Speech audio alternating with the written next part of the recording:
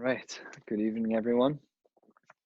Tonight is Daf Nun Ches and Maseches Shabbos, the Daf of Noach, Daf of Menucha, and we're going to be learning about a number of sugyas that are kind of related in an ancillary way to the Mishnah that we had discussed the other day about what a woman is allowed to wear in her hair. I neglected to mention one particular machlokas in the Rishonim, which is whether or not the same thing applies to men too. Let's say that a man would be wearing these types of fabrics in their hair. Would that be subject to the same guidelines, or is it only a din in women? And some of the Rishonim are split on that, and maybe it has to do with the tendencies of women to potentially take off a garment that they're wearing in order to show it to one of their friends. And if that would be the tendency, so that may be true by a woman and may not be true by a man. And chakiras of the like, these types of mindsets of kind of getting into people's deeper thinking in order to determine why it is that something might be prohibited. So I just didn't mention that the other day, but that is certainly the case. We're starting on the bottom of Daf Nun Zayin Amud Beis at the two dots, about 10 to 12 lines from the bottom. The lo bekavul, we said that a woman is not allowed to go out on Shabbos with a kavul. And as we mentioned yesterday, this Mishnah wasn't really highlighting anything about carrying per se, but more a question about whether or not it would be something that she would have to loosen to go to the mikvah. So if you look back in the Mishnah, you'll see this. Now is going on the first part of the Mishnah there, where the Mishnah speaks about all of these things, until they're loosened. Okay, so now we're going to start with our understanding of what a kavul is. So let's get started. A little bit kavul. I'm not sure which of the two following versions is how I would have defined a kavul. Do we say ikavla de avlatnan? Is it something that a slave wears, something that a kind of identifies an insignia, a signet, something that tells me that this slave belongs to a particular person? Is that Mishnah saying it's talking about a kavla de avdatnan? However, aval kipa shel tzemer shapir dami, but a head covering that's made out of wool, that would be permissible to wear. Meaning, is the Mishnah only forbidding that which belongs to the eved, but everything else is fine that's made of a similar nature? Dami, shapir dami, odilma, or perhaps really the Mishnah is kipa shel tzemer tnan. Really, the Mishnah is talking about the kipa shel tzemer. That's what's limited. That's what's not allowed. As we started out, v'lo b'kavul, we're not allowed to do this. The kipa shel tzemer, v'kol shekain, and all the more so the kavla de avda. So which one is it? We don't know which one our Mishnah is talking about. This is going to be subject to a machlokas amoraim. We'll see right here the sheet of Rabbi Abahu, and if you just peek to the top of Daf Nun Ches Amud Aleph on the top, you'll see Shmuel Amar, and that's going to be the demarcation here in the Gemara of these two sheets of the Amoraim. Amar Rabbi Abahu, mistabra, it's logical, says Rabbi Abahu, Kemad Amar kipa shel tzemer tanan. It's logical, like the second approach, that our Mishnah is discussing the kipa shel tzemer, this head covering that's made out of wool, and all the more so it would be forbidden for the kavla de avda, this insignia that a slave would have worn to say that he belonged to person X. The Tanya Nami Hachi, and Rabbi Abahu has a brisa that supports his opinion. What does the brisa say? Yotze isha, a woman can go out, different than our Mishnah b'kavul. We'll have to figure out why that makes sense. Uve istama we're going to discuss momentarily in the Gemara as to what it is. Lechatzer, she can only wear it lechatzer, implying she cannot wear it in a rishus harabim. So that is like our Gemara, like our Mishnah. Reb Shimon ben Elazar Omer af b'kavul rishus harabim. He allows her to wear this kippah, this wool head covering, maybe a bonnet of some kind, even outside in a rishus harabim. Klal amar Reb Shimon ben Elazar, and here's the guideline that he said. Anything that's actually like really covering her hair, the things that's underneath, like let's say she wore a tichel, but underneath it she wore something else to make sure that her hair stayed covered. So whatever's on the underneath layer of her hair, but you can go out with that. And as the Rishonim point out, the reason why that's allowed is because we're not concerned that she's going to remove it, because women should not be uncovering their hair in public. That's not the standard. So certainly not then. So then that was mutter to wear outside. We were not concerned that someone was going to uncover their hair. However, anything that was on top, the outer layer, but really had you taken that off, her hair would still have been covered. So then ein yotzimbo, there you're not allowed. So that's Reb Shimon ben Elazar's approach as to why the kavul was allowed to be carried out, to be worn in Rishus HaRabim, because it was a kippah shel tzemer. It was this wool type of hat that a woman would wear tightly around her head to make sure that all of her hair was covered. My istama, just going back to pick up on that word, because in the brisa that we used to support Rabbi Abahu, it said the kavul of istama. So it says the Gemara 3 lines from the bottom, my istama, Amar Rabbi Abahu, bizione. That which is a bizione, something disgraceful.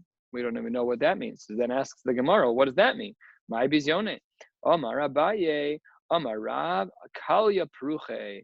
It is a covering for pruche, for hairs that fly out. You've probably seen this before, that when a woman wears a tichel, she may wear some type of elastic band around her head, kind of starting here, to make sure that all the hair is kept underneath and kept covered. So Shilas in the poskim, if that's absolutely required, you can be megala a little bit. How much hair can a woman uncover? Some women pull hair out and blend it in with their sheitel. All the shilas. But this is talking about someone who didn't want any hair to show. So what they did is they wore this garment called a kalya pruche, otherwise known as an istama, and they wore it in order to make sure that a woman's hair would not protrude from the sides of her outer hair covering. So that's what this garment is. And says the Gemara about this istama, Tana Rabbanan, the rabbis taught us, Gimel Dvarim Nemru Istama, 3 things were said about an istama. First, Ein Ba Mishum Kilayim. There is no isser of kilayim, of shatnez, as it relates to the istama. Here, there's a fundamental machlokas between Rashi and Tosfos that we'll just spend a moment learning.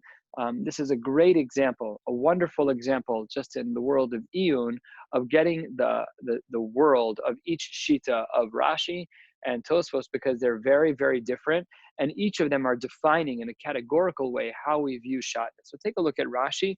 Dibur hamaschel ein ba mishum kilayim, 5 lines from the bottom. So remember, we said that this is the istama, and there were 3 things said by the istama. One is that there's no isser kilayim, there's no shatnez. Why? Says Rashi, she'asuya kimin levad shekor and poltera. It's made like a flat garment, otherwise known as felt, as we would call it. Ve'ena tevuya, keywords of Rashi, it's not sewn together. So seemingly Rashi holds fundamentally that in order to have a violation of shatnez, there has to be things that are sewn and stitched together.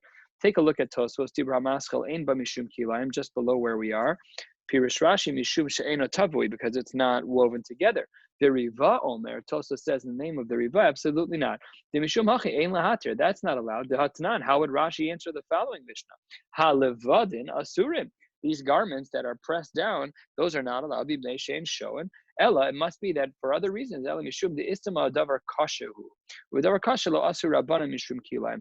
So the Balei Tosfos say that no, it's not correct. If you had something that was a material like felt, so then according to Rashi, that would have no din of kilayim, and according to Tosfos, that would have a din of kilayim. It has to be something kasha, like a hard piece of flax or a hard piece of material that otherwise wouldn't be deemed soft.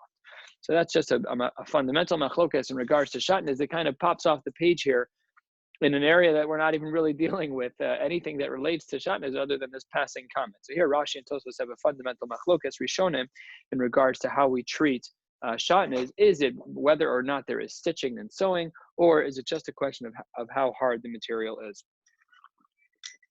That was item number 1 about an istama, that it's not subject to the isurim of kilayim. Number 2, last line, ve'ena metama b'negaim. It cannot become tameh by tumas negaim. We know, of course, that there is this malady that one can be a body, and adam can become tameh by tumas negaim, a bias, and also kalim. So would we say that an istama is subject to negaim? And the answer is no. And number 3, ve'ein yotzin ba l'rshus harabim, and one is not allowed to go out in rshus harabim. That would be the sheet of the Tanakama. Mishum Reb Shimon Amru, Af, turning to the top of Daf Ches Minal, Af ein ba mishum itros kalos. He says that this material of istama is not subject to the limitations of itros kalos. What is the limitations of itros kalos? So in the Shulchan Aruch and Siman Tov Kuf Samech, there are a number of restrictions that the Shulchan Aruch puts in order for us to make sure that we remember the Churban Beis HaMikdash. There should be an empty seat in the Beis HaMikdash.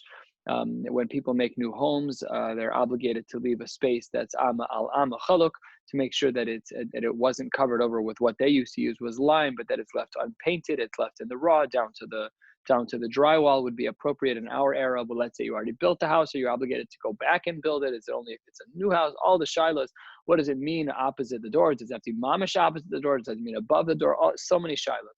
So one of the guidelines that we had there in Shulchan Aruch is that Atros kalos, the tiara that a kala would wear. There were certain tiaras that women were not allowed to wear at their weddings. Other times they were allowed, but at a wedding we had to temper the simcha as we did with the glass at a wedding, as we do at a wedding with Efer Makla Barosh HaChasan, that we take ash and we put it on the forehead of the Chasan, all of which is to remind us of the Churban Beis HaMikdash. So one of those dinim was Itros Kalos, and says the Gemara that Istama is not subject to those dinim. A woman can wear the Istama. Take a look at Rashi, the first Rashi on the page, on Chesed Aleph, Dubar Maschil Ein Ba Mishum Itros Kalos, the Gazru Alei and Shalotete Bahen, that a woman is not allowed to go out wearing these tiaras.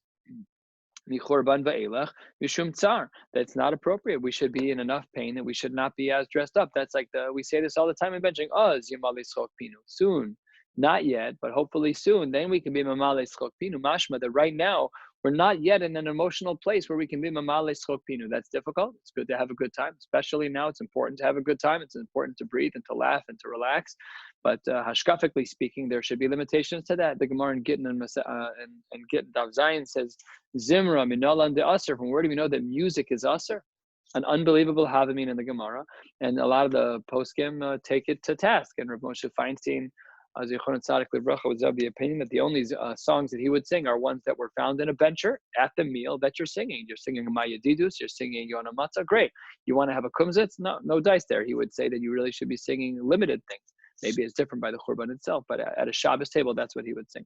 So this was one of the many limitations of Ataros Kalos, these tiaras, and says the Gemara in the name of Reb Shimon that this doesn't apply to the world of Istam. All of that is answer number one. Just going back to our Chakira, when our Mishnah says Kavla, is it talking? When our Mishnah says Kavul, is it talking about the signet of an Eved? And that really the hat that a woman would wear, a kippah shel tzemer, would be fine? Or no, is our Mishnah talking about a kippah shel tzemer, and all the more so the signet of the Evet? And so we saw the first answer was that like Rabbi Abo, kippah shel tzemer. Let's see the second answer, top of Nun Ches Amud Aleph. Says the Gemara, Shmuel Amar, Kavla de Avda Tanan. This is the more lenient approach, that our Mishnah is only limiting the signet, the type of brooch or the type of thing that an Eved would wear in order to indicate that he was in fact an Eved. Says the Gemara, Mi Amar Shmuel Hachid, did he really say that? Amar Shmuel, Yotze ha'Eved, b'chosam shebet tzavaro, abalo b'chosam shebet ksuso. So we see here in another source, that in another statement of Shmuel, that he did allow for an Eved to go out with the signet. So which one is it? In the top line of the Gemara, Shmuel says, Kavla de Avla Tanan, that our Mishnah says that an Eved is not allowed to go out with this insignia. And here in the third line of the Gemara of Amar Shmuel, Yotzei ha'Eved b'chosam shebet tzavaro. So which one is it? Says the Gemara, fourth line of the Gemara, Lo kashya ha de Aved le Rabbi, ha de Aved ihu l'nafshe. One that he is not allowed to go out in public with is that of his Rebbe, that of his master, not Rebbe in a rabbinic way, but Rabbi, his master. And the one that he made for himself, that he is allowed to go out with. Why is that the case? So Rashi here gets into the psychology, fourth line of Rashi, because Isai Aimsa, he's afraid. So we're below Shakile Mitzavaro Laholicha Biyado, and he's not afraid. Islay Aimsa, he is afraid. Below Shakile, and he will not take it away from his shoulder. So it's the other way, excuse me. So by the Rabbi, that's the one that he is allowed to go out with. But the one that he made for himself, he would not be allowed to go out with. Says the Gemara, Rabbi. You said that the case of Shmuel, where he limits him from going out, it must be that it's the case of Rabbi. So says the Gemara, why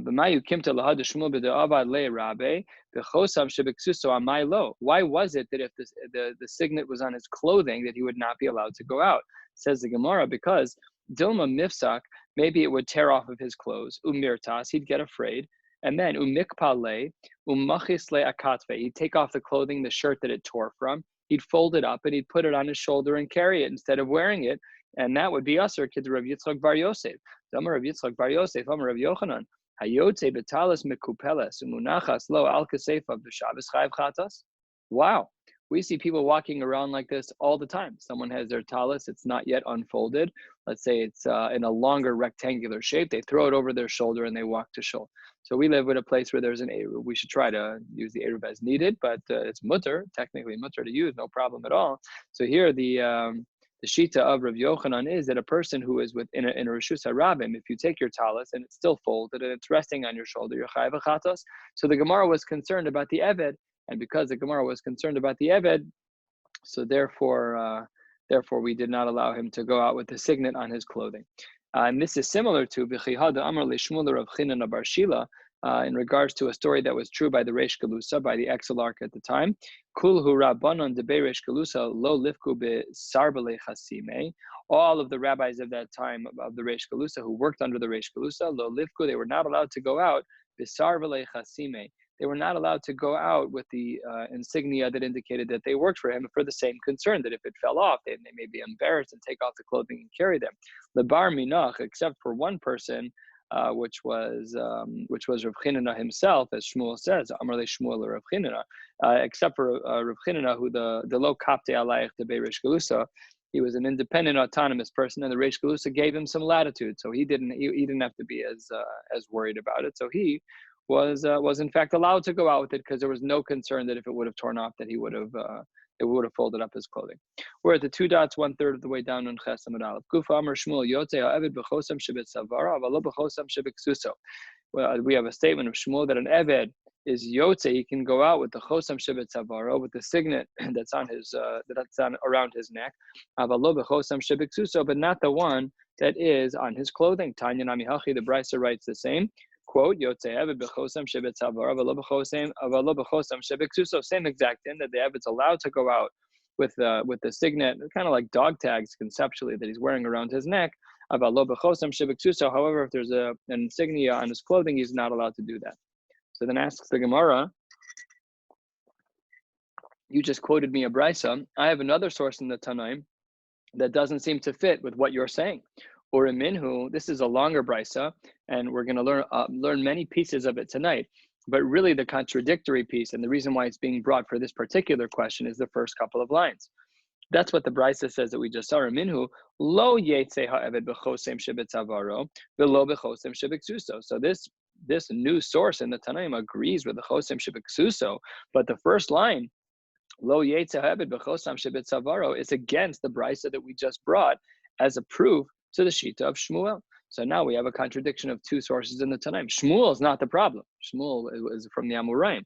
The problem is that we have two sources in the Tanaim that don't seem to stem with each other. We're going to have to answer that. But before we get to the answer, and I'll circle back to the question when we get there, but before we get to the answer, we have to finish reading this brisa. So the first part of the brisa we read, and the brisa continues, Zev Zed, these two things, the insignia that's on his neck and the insignia that's on the clothes, Zev Zed ein mekablan tuma, they do not become tameh. Below zug shebet savaro, not a bell that he may wear around him. Aval yotze hu bezug shebeksu, so he is allowed to wear a garment that's on his clothing. This, of course, is reminiscent of the Kohen Gadol on the clothing that he would wear, Pamon, Zahav, Rimon. Zev Zed, and in that regard, with the bells, the halacha was that it was mekabel tuma. Below teitze behema. What about an animal? We've been talking about a person until now. What about an animal? In regards to animals, they are they could not go out with an insignia around their neck, or in a garment that they may be wearing, and a cow can't walk out with any of those. And in both cases, in all of those cases, with the bells, the din is ein makabel tuma, that those items are not makabel tuma. So that was that's just the rest of the brisa. But our question is that the brisa that we used to support the sheet of Shmuel was that an eved, a slave, is yotze with an insignia that's around his neck. And then the Urimin who said that's not true, he's eino yotze. So then says the Gemara, lema, maybe we could say halfway down on Ches Amud Aleph, lema, ha de ava le Rabbi, ha de ava le ihu. Maybe we could have argued that one brisa is talking about ava le Rabbi, like we learned earlier, and one's talking about one that he made himself, and therefore the distinctions would be accordingly. That if he's wearing something that he's afraid about, that he knows he's not going to take off, because it's his Rebbe's, then it's mutter to wear. Mashein Kain his own, that he's not allowed to wear. So it says Gemara lo. That's not pshat in this machlokas between these two sources in the Tanaim. Rather, idi v'idi de avadei Rabbi. Both of them are de avadei Rabbi. V'kan, what's the machlokas? Why is it that in one case it's allowed to go out, and in one case it's not allowed to go out? Says the Gemara, v'kan b'shel mateches, v'kan b'shel tid. One is made out of metal, and the other is made out of clay. Uchad Rav Nachman, Amar Rabba bar Avuha. Davar hamakbid alav rabo ein yotzin bo, something that's made out of metal, that is something that the Rebbe is makbid on, so that you're not allowed to be yotzin. Davar she'ein makbid alav, like something that's made out of clay, so then yotzei bo. And hachanami mistaber, says the Gemara, this is very rational to assume that we're talking in these two cases about metal, about the Maseches, about let's say a garment that's an insignia that's made out of metal and not out of clay. Why? Because we said that in both cases that they are not mekabel tuma. So let's analyze this and understand. So what we're talking about right now is that we had a machlokes in two sources in the Tanaim. One said that an eved is allowed to go out with a certain insignia. One said that they're not. And the Gemara says that in both cases we're talking about something made out of metal. How does that all work out? Let's see. If you say that we're talking about Maseches, so hanihu de lo mekabel tuma, these insignias that the eved is wearing are not mekabel tuma. But what inference can be made? Relatively simple inference. So kelim didhu, but other kelim that are made out of metal, those are mekabel tuma. However, if one wanted to say that we were not talking about Maseches and that we were talking about clay, if we're talking about a case of the clay, so then hanihu de lo mekabel tuma. You're going to say that something that's made out of clay, that's not yet baked in the kiln, it's just raw clay, that's never mekabel tuma. So the inference has no latitude here. And that's what the Gemara says here as follows. The Brisa says, clay avanim, clay galalim, things that are made out of stone, things that are made out of feces, the clay adama, things that are made out of the ground, ein mekabel tuma under any circumstances. There's no such thing.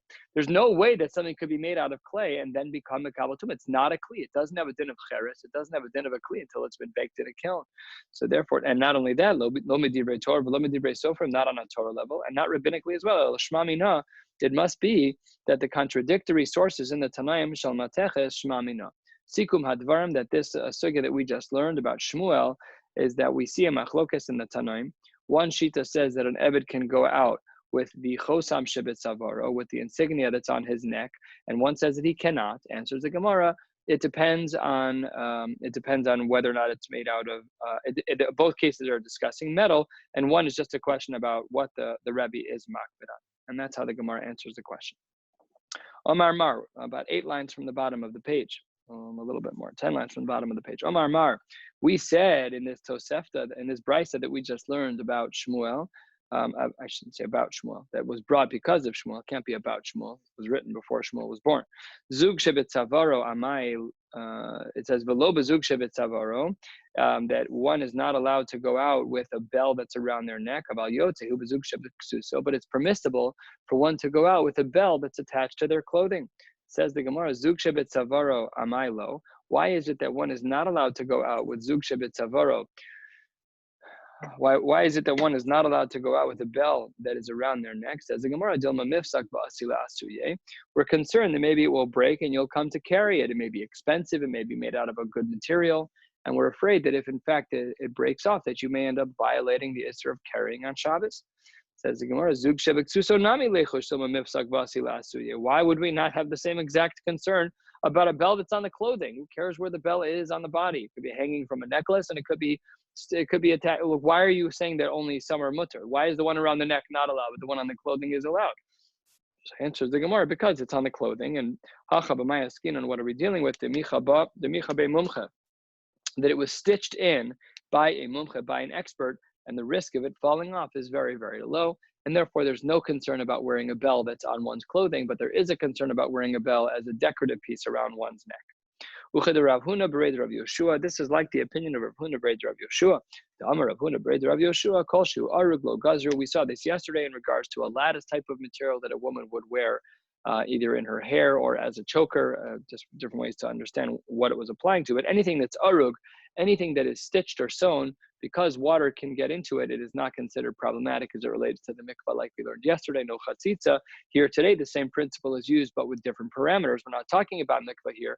Here we're saying that the bell, because it's arug, because it's stitched in, lo gazru, there's no rabbinic injunction against wearing clothing that have a bell at the bottom. No problem at all.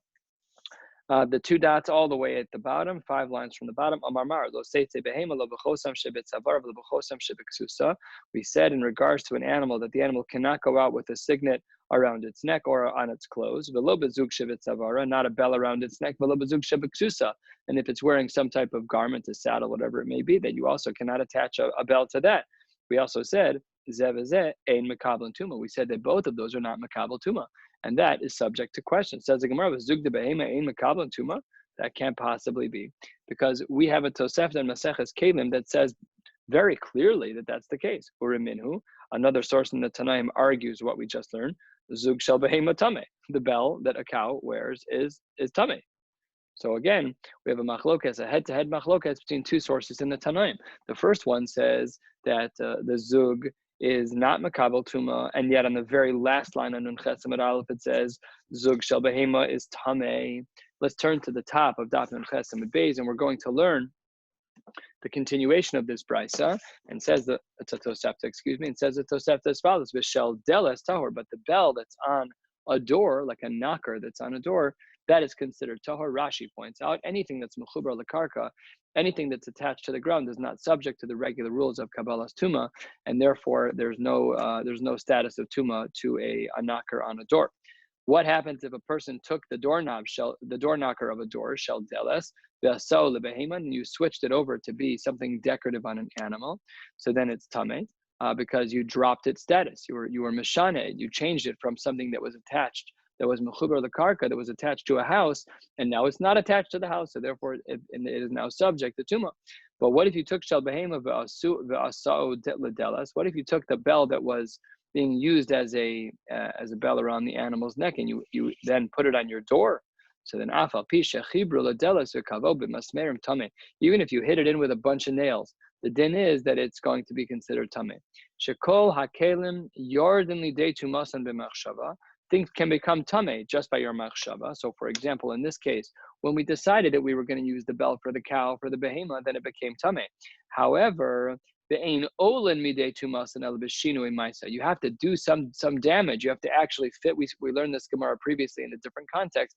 You have to do a little bit of work, a little bit of damage to that item of kilkul in order to make it that it changes from a status of tuma to non-tuma.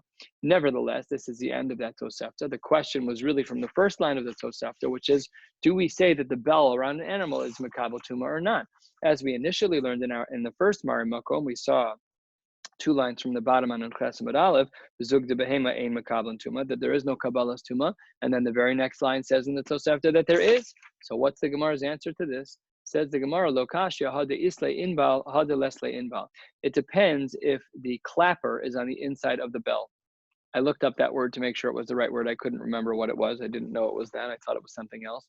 But that thing on the inside of a bell that actually moves side to side when you shake a bell, so that is called a clapper. And that is the distinction here. When do we say that a kli is mikabel tuma? That's when the clapper is in place. However, if the clapper is not in place, that's not a kli. What is it? Just a hull. It's just an empty bell is useless. There's no point in it whatsoever. So that's the Gemara's distinction here, is to say that when we said it's makabel tuma, must be that the clapper is in place, hada isle inbal. And when do we say that it's not makabel tuma, hada lesle inbal? It's not a kli anymore because there is no clapper inside. So says the Gemara, wait a minute, manashach. I don't understand why it is that you're saying this. If a bell is considered to be a mana, Aramaic for a kli, if it's considered to be a kli, afal pi de lesle inbal, then whether or not the clapper is in there, it has the status of a kli. It is in the category of kalim, and therefore it should be makabel tuma. Yilav manahu, and if it's not a mana, then inbal mashvele mana, then it should make it into a mana, even if it's not. No matter what you're saying doesn't make sense. To say that when there's an inbal in it, that it is, and when there isn't, it isn't, that doesn't work. Says the Gemara, is that really the case? Answers the Gemara, yes, that is exactly the case. Is that when the clapper is inside the bell, so then it's treated to be a kli, and it's makabel tuma. When the clapper is not inside the bell, so then it's not makabel tuma. How do we know this? Kid Rav Shmuel bar Nachmani Amar Rav Yonasan. The Amar Rav Shmuel bar Nachmani Amar Rav Yonasan minayim lemashmiya kol bekli matachol shu tameh. How do we know that something that is metal that makes noise is tameh? Answers the Gemara with a very unique drasha. Shneimar kol davar asher yavo ba'esh ta'aviru ba'esh. Anything that can be brought in fire should be brought in fire, referencing metal and Hagalas Kalim and that whole world. And the Gemara here is picking up on the fact it says Kol Davar Asher Yavo Ba'ish. We don't need the word Davar. Kol Asher Yavo Ba'ish. So why is the word Davar there? So the Gemara makes the following inference: Afilu Dibor Yavo Ba'ish. Anything that makes a sound is going to be treated as Tameh. Fine. So that's the Gemara's answer. So the Gemara says, B'mayu Kimta, how did you just answer this case? We said that in the case where it was not Makabel Tuma, that was B'delesle Inbal, that the clapper was not inside the bell. If that's the case, then Ema Mitziyasa, we saw another part of the Tosefta on the bottom of the previous page that is now raising a question. Below bezug shebetzavaro, aval yotzehu bezug shebeksuso v'zeh Makabel Tuma. We said that one is not allowed to go out with a bell around the neck, but they are allowed to go out with a bell in the clothing, referring to human beings. This was what we said about people, and that they're both Makabel Tuma.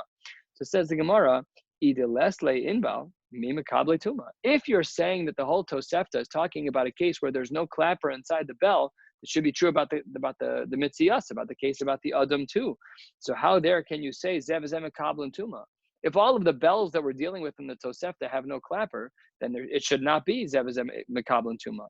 If there's no clapper, how can it be that there's a Kabbalas Tuma by the case of the person who's wearing a bell around their neck or on their clothing? Says the Gemara, or minhu, we have a question. So says the Gemara, or minhu, we have a question. Ha'ose zagin, a person makes bells lemach for when you're grinding something. We know famously from we learned this in Maseches Tamid, I think. Yeah, I think it's Maseches Tamid. Maybe Krisos. We learned about kol yafel besamim, that when a person was grinding all the spices, that it was hakol yafel besamim, they would make some sound. So if you made a bell, zagin lemach you made a bell for the sake of while you're grinding something, because hakol yafel besamim, v'la arisa, and for a baby's crib, or ulamid pachos svarim, ulamid pachos tinokos. Rashi here points out what all of these are talking about. Rashi says, "Ulamid pachos svarim, shenosin osan lebeis hakneses shatinokos shel beis rabban koren sham mekashkeshin hazagin vatinokos sham menuvayin." That's how kids knew to come to school. Instead of school bells, they would walk around with a bell. They'd walk through the streets and they'd ring the bells. All the kids would come out. That was like the Pied Piper. Everyone would crawl out of their house and go to school. That was how they knew what time the Rabbi was on the way to school. So in all of these cases, yesh lahem inbal, if they had a clapper inside Tamein, ein lahen inbal tahorin, nitlu inbalehen, if the clappers were removed, adayin tumasan alehem. So then we have a contradiction in terms. We initially wanted to say that when there is no inbal, that it is going to be tameh, yet we see this last case is nitlu inbalehen, adayin tumasan alehem, that when you take it out, it's still going to be tameh. So I answered the Gemara, one was for the sake of children. That noise was something that was intentional. That's what we wanted. But when an adult is wearing this around his neck, and the reason why it was makabel tuma, it was because tachshid hule. It still had the status of a kli because he wasn't wearing it for the sake of the clapper that was inside and the sounds that were made. He was wearing it because it was like an article of clothing. Let's say a person could have a necklace with the Eiffel Tower. A person could have a necklace with a bell, even without a clapper. So because of the way that the people were wearing it, afal pi, that it's true that the Tosefta's status was that there was no clapper, but it wasn't a problem because he was treating it like a kli. We're going to learn one more sugya that will bring us just to the top of Nun Tes and Aleph, and then we'll stop for the night. We really will be mid-sugya, but I either had to choose to stop here or there, so I chose the later spot. So let's start this continuation of the Tosefta. Amar Mar, we just said in the previous Tosefta that we just quoted, Nitlu in Belehen Adayin Tumasan Alehen, that if a bell had a clapper and then the clapper was removed, Adayin Tumasan Alehen, there's still a din, there's still a status of Tuma. It's still considered a Kli when the clapper is removed. Says the Gemara, why? If when the bell was made, it was made with a clapper, and you removed it, you've removed all of its function. Lamai chazi. What is it even fit for? So here we have a machlokas. We're going to see Abaye and Rava. Amar Abaye hol she'ahedjot yachol lachziro. You don't need to be such a chacham to put the clapper back into the bell. It's not difficult to put it back together. So the status is that it's still a status of a kli because it's easy to put back together. That's the answer of Abaye. Asks Rava, Masiv Rava, hold on one second. Hazug va'in bal chibor. They're considered connected to each other. And if you want to say hachi kamar, that really pshat is afal gav the lo mechaber command mechaber dami, that when they're separated, that really we treat them as one. V'hatanya, that's not true because we learned, where did we learn this Gemara? We learned it a number of blot ago. We learned this on Daf Memches 10 blot ago. We said Masporas shel prakim, that if you have scissors, detachable scissors, that one blade can separate from the other, they make scissors like this now that are easier to clean. So you have two blades, you have a knife that you're using. This is a wood planer like we learned about 10 days ago. So we said chibur latuma ve'ein chibur laza. We said that the halacha is that let's say just one part becomes tummy, then the other part becomes tummy as well. However, we said ve'ein chibur lahaza. It is a chibur latuma ve'ein chibur lahaza. But when it comes to purifying it, that if you only purify one of the blades, it doesn't work for purifying the other blade. So this we learned then, and the Gemara then said ve'amrinan manav shach. It doesn't make sense that you're going to make such a chakira to say that they are considered one unit for tuma, but they're not considered one unit for hazah. Why? Because yichiborhu afilu lahaza. If they are connected, then if they're connected enough to become tameh, they should be connected enough to become tahor by hazah. And if they're not considered connected, afilu latuma namilo, then it shouldn't even be considered to be tameh at all if they're not considered connected. So there, 10 blot ago, we answered V'amar Rabba davar Torah b'shas malacha. When a person's actually doing malacha, so then it's chibur bein latuma bein lahazah. We say that they are considered to be one and the same, both for becoming tamei and becoming tahor through the process of hazah, through sprinkling. And shelo b'shas malacha. And when a person's not using the scissors, not using the planer, eino chibur lo latuma v'lo lahazah, then it's not going to be considered a connection for either tuma or for hazah. So the Gemara spoke half in each, just to let us know b'shas malacha and shelo b'shas malacha. And then we had dinei derabanan layered on top of that, v'gazru al tuma shelo b'shas malacha mishum tuma shi b'shas malacha. All of this is a question on the shita of Abaye, because Abaye thought that if it's disconnected, I could just put it back together. So Rava is saying absolutely not. Look at these 12 lines of Gemara. None of this is going to allow your shita, Abaye. And we said v'gazru al tuma shelo b'shas malacha mishum tuma shi b'shas malacha. We said that in regards to tuma, we have tuma when it's not being used, out of concern of tuma when it is being used. And we also have al hazah shi b'shas malacha. We have a gzera by hazah when it is being used, mishum hazah shelo b'shas malacha. So because of all of that, Rava rejects the shita of Abaye, and therefore he gives his own answer. Now remember our question. We said if you have a bell that was made with a clapper and you remove the clapper, we said lamai chazi. So Abaye wanted to give his answer that it's easy to put it back, and Rava said absolutely not, because look at the case of the scissors. It has nothing to do with that. And now Rava gives his answer, and today we'll wrap up with this. Amar Rava hol v'roi la'kisho al gabe cheres. It has another use. Okay, so the clapper's missing, but it's still a bell. It still has a space in between. You could knock it on something and it could make some sound. And that's what Rashi here says at the top. It